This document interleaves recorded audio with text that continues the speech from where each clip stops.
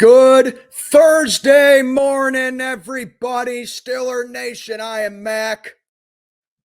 Back with another video. As always, do me a favor, like, comment, subscribe, follow on Instagram. Link is in the box below. Guess what day it is, guys? Yes, it's a Thursday. Yes, it's September 5th. And yes, it is opening kickoff night between the Kansas City Chiefs and the Baltimore Ravens. But today also happens to be the first of my pregame previews for the Pittsburgh Steelers for 2024 as I return once again. We got week one between the Pittsburgh Steelers and the Atlanta Falcons down in Atlanta. This is my pregame preview. So, you take a look at both these teams. You know, when you think about it, both these teams are kind of similar going into this game. The Falcons upgraded a quarterback, getting Kirk Cousins in the offseason, and they drafted Michael Penix. Still don't understand why they did that, but, you know, maybe they're having Penix be the long-term guy while they have him learn under Kirk. I don't know. Ask a Falcons fan. That's just my interpretation of it. And then you take a look at us. We got Russell Wilson in the offseason, one of the biggest headlines in the offseason, and we traded for Justin Fields, also added Kyle Allen. We had three quarterbacks going into the season, and we come in with three different ones 1 year later. Falcons got Raheem Morris as their new head coach, and they got Zac Robinson as their new offensive coordinator, a guy who I personally wanted to replace Mike Tomlin as head coach. Made a whole video about that back in December, I believe. And while Mike Tomlin is still our head coach, we get a new offensive coordinator in Arthur Smith, who is Atlanta's old head coach. No more Matt Canada, no more Faulkner and Sullivan. It's going to be hopefully a whole new offense under Arthur Smith. And of course, any football fan that knows Arthur Smith best are Atlanta fans, seeing that he was the Falcons head coach for 3 years and he guided them to 3 straight 7-10 seasons. But yeah, you know, you think about it, these two teams come in with similar headlines going into Sunday's game. So let's talk about our opponent for a little bit. I will preview the Falcons right here. So as I said, they did lose some other key members of the team in the offseason. Desmond Ridder is no longer there. Taylor Heineke is no longer there. So they also lose 2 other QBs like we did. Cordell Patterson, of course, he joined us as well. Jonnu Smith is gone. Calais Campbell's gone. Former Steeler Bud Dupree is also gone. And I believe Jeff Okudah they also got rid of as well. But along the way, they added Darnell Mooney at wide receiver, and they drafted Braylon Trice to help out. So, in my opinion, Atlanta definitely did get better, and I do think that this is a big upgrade from what they've had in previous seasons, but my question still remains for them. Are they truly ready to capture that NFC South title? A lot of Falcons fans and a lot of media pundits are saying yes, they can because, you know, Tampa Bay got significantly worse. But still, I mean, that's what we said about the Bucs last year, and they still won that division, but we'll see. But there are high hopes with the Falcons. So you take a look at Atlanta's new head coach in Raheem Morris. He is a third-generation West Coast offense guy, very Sean McVay-esque, especially with Zac Robinson calling the shots with the offensive game planning as well. So you're going to be seeing a lot of bootlegs, a lot of outside zone runs, 11-men personnel, a lot of play action. So just get prepared for that. The Falcons last year offensively, very mediocre, putting it lightly. But again, you got to take some of that with a little bit of grain of salt, seeing who they had at their offensive coordinator. 26th in points per game, 17th in yards. I believe they had 28 giveaways last year, and they had a really bad red zone offense last year. And I think right there, that's a benefit for us, seeing that we were one of the best red zone defenses last year. But again, This was with Arthur Smith. You figure with a guy like Sean McVay that the red zone offense can only improve, but we'll see right there. Obviously, it all starts with Kirk Cousins at quarterback. We all know the deal with him. He is very careful with the ball. He's got fast releases, one of the best deep balls in the game, and he's got a really good decision-making capability. But this is where it leads into one of my biggest keys to victory right here. While Kirk does have those things going for him, his biggest flaw is that he was never mobile to begin with, but now with him being in his 30s and with him especially going up against high octane defenses that bring a lot of pressure like ours, you gotta be able to get to Kirk Cousins, okay? You gotta be able, to make him make bad decisions. You gotta sack him. You gotta bring the pressure on him because that's been his biggest weakness over the course of his career. He doesn't match up real well against, high blitzes and high octane defenses that get up in his face. So that's my first real key to victory right there. It's going to force a lot of single high defense for us right there. We're going to be seeing a lot of Minka Fitzpatrick out there. Deshaun, you can put Deshaun Elliott in the box. A lot of blitz coverages. So that's going to bring a lot of trust on the corners to hold up right here as far as locking down their targets go.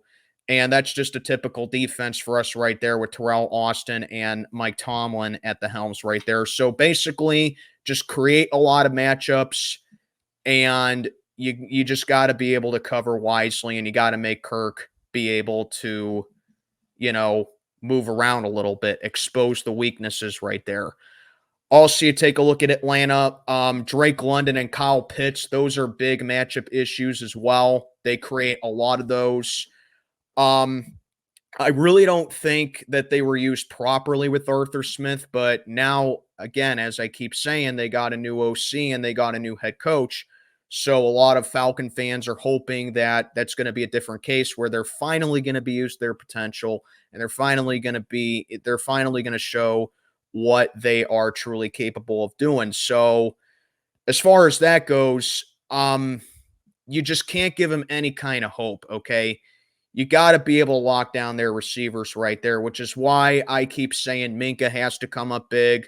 If Corey Trice is going to play in this game, it's his time to shine. JPJ had a really good rookie year last year. It's his time to shine again as well. And then you got to take a look at, how they run the ball efficiently. Bijan Robinson, his elusiveness and his footwork, always a big key difference for Atlanta right there. So you got to be able to contain Bijan Robinson as well. Because if there's one thing that the Falcons that we know for sure that they do well offensively, it's their offensive line. That is a really underrated O-line they got down there in Atlanta. They block real well. But the thing with that is that they're more of a run protection O-line right there. So that's definitely going to be, the defensive line is definitely going to have their hands full right there. So I want to see Cam Hayward and Keanu Benton get involved right here, and these interior linemen coming up real big as well. The Steelers kind of up and down when it comes to stopping the run in recent years. It's kind of like when the Steelers are able to stop the run, they're pretty much as good as any other defense in the league. But when they struggle against the run, we're really bad with it. So you got to be able to contain Robinson. He's another guy that a lot of Falcon fans have claimed that Arthur Smith didn't use enough.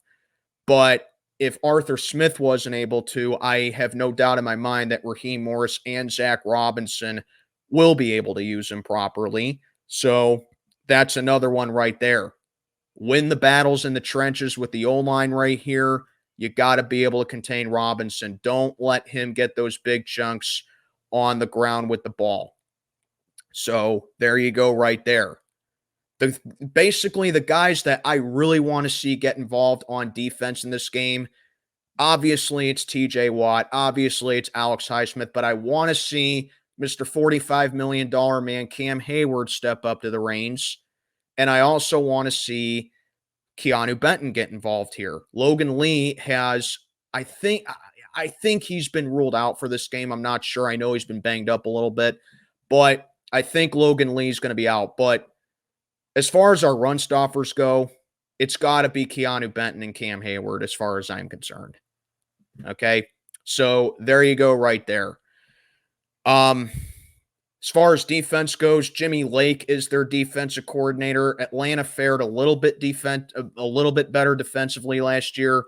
18th in points per game, 11th in yards allowed, and they had 16 takeaways. So you're looking at a very Vic Fangio quarters defense right there. They mold well, and they picked up some players along the way in the offseason, and they got some players returning. AJ Terrell, a really good coverage guy. I think he's going to be shadowing Pickens all day Sunday. Then you got Hughes, Jesse Bates, Justin Simmons was a really good addition.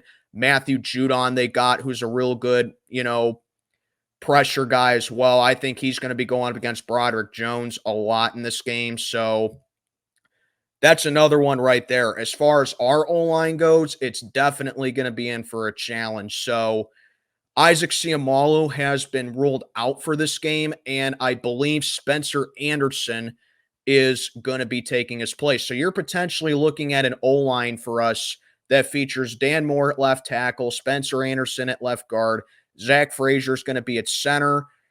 He's going to have to step up. It's going to be a big day for Zach Frazier, his NFL debut. A lot of pass protection right there going up against that Falcon defense that just got a shot of adrenaline as far as their blitzing goes and as far as their pressure point goes. And then you got James Daniels at right guard, and you're going to be putting Broderick Jones at right tackle. So already that right side, aside from maybe James Daniels, looking very weak for us right there. I do not like Broderick Jones on that right side. And once again, I absolutely hold the Steelers accountable for that, for not bringing in another swing guy and not fixing that issue when they had the chance to. Because Troy Fautanu's hurt. He's been ruled out for this game.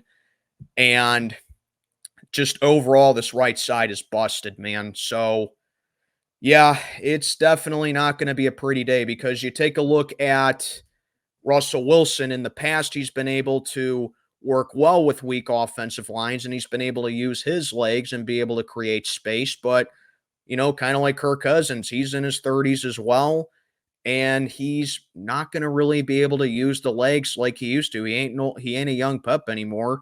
In NFL terms, 36 years old, that may not be old to a regular person, but in NFL sense, Russ ain't a spring chicken anymore.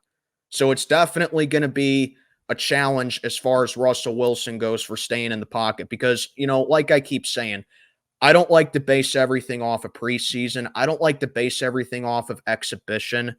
But what I saw with Russ in the pocket with the O-line, it really concerns me. And it should concern you if you're a Steeler fan. And, like I said, it's not entirely on Russ. Sure, he could have played a little bit better, but like I keep saying, I hold it accountable to the Steelers for not getting that other swing guy. So Russ is really going to have to, limit the mistakes and limit the negativity, which leads me into my final ones. It's that you got to get these receivers involved. You got to fight fire with fire here. Pickens needs to step up. Our second receiver is Van Jefferson, for crying out loud. He had a crucial drop, I believe, with Atlanta last year against the Titans, if I'm not mistaken, that cost them a game. You can't have that happen with us right here. Arthur Smith is a tight end kind of guy. Get Muth involved. Use your security blanket. Attack the middle of the field right there. Get Connor Hayward involved even as well. And that also leads to just not giving Atlanta's defense any kind of hope. That goes with Russ's decision-making. That goes with Russ being able, to move around in the pocket. That goes with the O-line being able to protect him. That goes with our receivers being able to make plays. That goes with the play calling. That goes with our run game and Najee Harris not, making mistakes, not fumbling the ball. Any kind of negativity that this offense may bring, you cannot feed that into the Falcons whatsoever, because their defense, they're high on this year. and they will take advantage because they have an upgraded offense with it. So overall, I think this is a matchup that can definitely go either way. I think this is a really underrated matchup for week one. It's a battle of two teams that have had similar off seasons and teams that have similar headlines going into this game. It's a battle of a coach going up against his old team, and that team knows that coach real well. And you could probably say vice versa. Mike Tomlin kind of downgraded or downplayed how much Arthur Smith can truly help us for this game. But I really think Arthur Smith can help us. I mean, he's been with the team for 3 years. Sure, they got different players now, but he's been with the team for 3 years. A lot of the players they still have that were under him, they just have a new coach now. And I think that you really can't take that for granted. So, yeah, man. I saw Tomlin's press conference the other day, and he said he's more of a doer than a talker. We all know that's a load of crap, Mike, because you're definitely a talker. Every single press conference we all see, it's nothing but word salads. Live up to your reputation for once and actually do it. Do not give this team any kind of hope. Do not go out there and play soft. Get these guys ready, get them on the plane, and get the job done. Silence your critics. Everyone's counting us out. Everyone's saying that we have no chance at all at even going back to the playoffs, winning the division no less, because we got Russell Wilson, who is the biggest scapegoat for why Denver has sucked the past 2 years. Prove us wrong. Prove everyone wrong and get the job done. The Falcons, they have improved. They are a good team. I'm not sleeping on them. But this is a winnable game.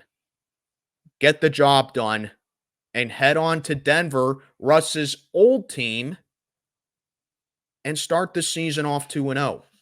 These are the wins early in the season that matter most, because we all know that halfway through the season, we have one of the toughest, if not the toughest stretch to close out the season. You have to get these wins early on, and it starts off in Atlanta. Get the job done. Let me know what yinz think down in the comments below. Steeler football is back. Mac checking on out for the day. Have a good one, everybody.